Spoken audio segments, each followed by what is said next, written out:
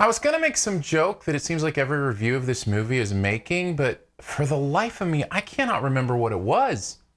It's like my brain's been wiped.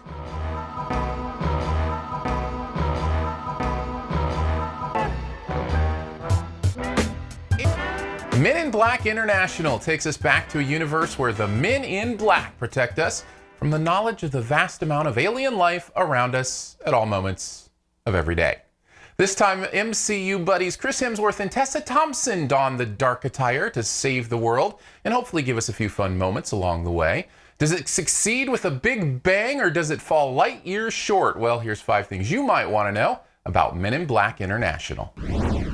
The summer movie season now stands for disappointing sequels, apparently. This one's no different. I did not enjoy this. There's several reasons why, and we'll get into them. But can I just say this first? I feel like the whole foundation of the Men in Black universe has been off from the very beginning.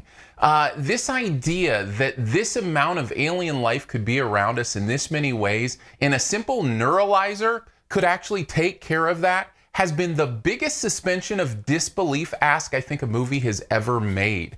There is no way to actually keep people from knowing with this amount of alien life that it exists. And this movie almost kind of plays into that in a weird way. The first movie at least tried to keep it contained in a way that you could almost believe it, but since then they just haven't even made the effort. And I think the decision that your brain can make as to whether or not you're willing to let that go is going to have a big impact on whether or not you like this movie or not. So I'm going to give this a yellow because it's quite possible this doesn't matter to you at all, but for me, especially when a movie doesn't succeed in other ways, it's a real distraction. So let's get into the primary reasons that Men in Black International really falls short, and this one is possibly the biggest surprise. I don't know how, but Hemsworth and Thompson together are maybe meh at best. I don't know how you take Chris Hemsworth and Tessa Thompson and make them boring. These are two of the most charismatic and gorgeous people to have ever lived. You put them on a big screen, it should just be automatic, but I didn't find myself interested in their relationship. By the way, this movie is kind of a rom-com in a lot of ways, or at least tries to be, but I was not invested in that chemistry at all. I was not invested in them as human beings. It all seemed very surface. There wasn't a lot to go into their lives that made me want to root for them or enjoy them as people. They just seemed like real surface level characters. And that is a huge disappointment. It's probably the primary reason the movie doesn't work for me, is because its two leads just aren't attractive in the way that they need to be. And not only do the leads not draw you in, the movie itself doesn't have anything to say.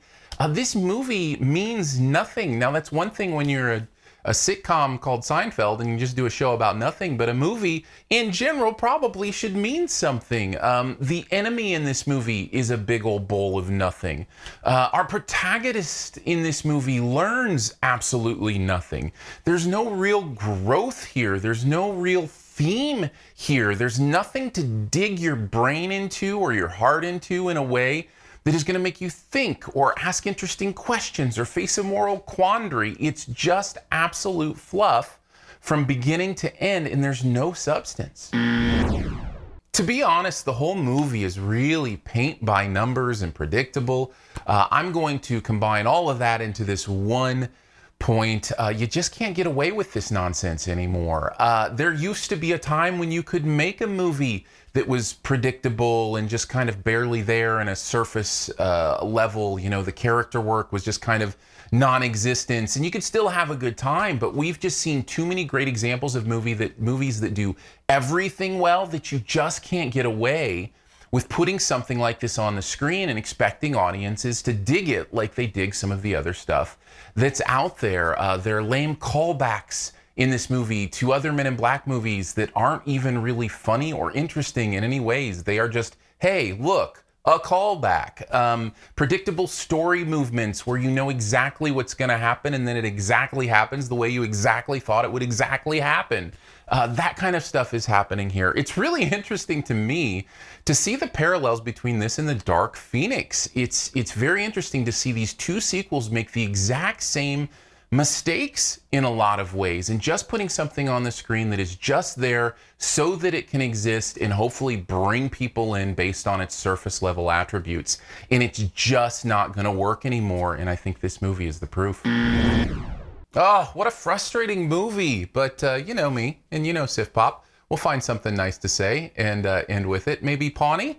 There's a character in this named Pawnee that's kind of funny at times. Kumail Nanjiani voices him, and I found that a little bit entertaining. You know, we can even broaden that to talk about the sets and the creature work in this, because it's kind of an example of that. There is a spectacle here that is entertaining. There is an idea of a universe that feels specifically interesting visually, and I think the Men in Black universe has that going for it, and that is here throughout this movie. Is that enough for you to enjoy it? Certainly wasn't for me.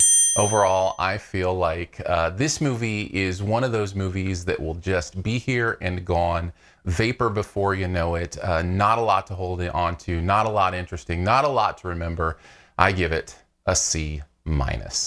Thanks for checking out this SiftPop review. I enjoy doing them for you and trying to get back to doing those weekly. If you want to check them out, make sure you subscribe to the SiftPop YouTube channel. And then you'll know when they come out. Plus, we're now doing the live podcast at the YouTube channel as well. We've added video to the podcast. Another reason to subscribe to that. That happens every week. And if you listen to podcasts, subscribe to the audio version. It's called SiftPop, SiftPop, and you can subscribe in that way. Thank you so much to the members of SiftPop who get a lot of little bonuses and perks and also make this thing happen on a day-to-day basis. We could not do it without you. We're very thankful for your support. If you want to do that, it's at Patreon, patreon.com/SiftPop. Starts at $3 a month, kind of goes up from there depending on kind of what perk level you want. We have a lot of fun with that. You get your own podcast feed with bonus episodes, all that kind of fun stuff. So check that out at patreon.com/SiftPop. All right, let's get on to the best ever challenge. This is where you name the best movie ever in a particular category. Also try to guess my choice. Really enjoying our SiftPop gurus on SiftPop.com doing their best ever challenges on the topics each week. Lots of fun going on there. But I will say this, we're going to do best reboot movies. Now, specifically defined, a reboot in this case is a movie that is trying to relaunch a franchise after it has been dormant for a while. So not just a sequel, but it's actually relaunching a franchise after that franchise has been dormant for a while. That's the definition. We're going with reboot, and I'd love to hear your choice. I'm going to go with the one that woke up to find a new lease on life in its franchise. Yeah, let's go with that one. I think that's good enough. Take a guess at mine in the comments. First person to get it right does get that SiftPop point. As always, I'll give you a few extra seconds here at the end to hit subscribe. Just click the logo.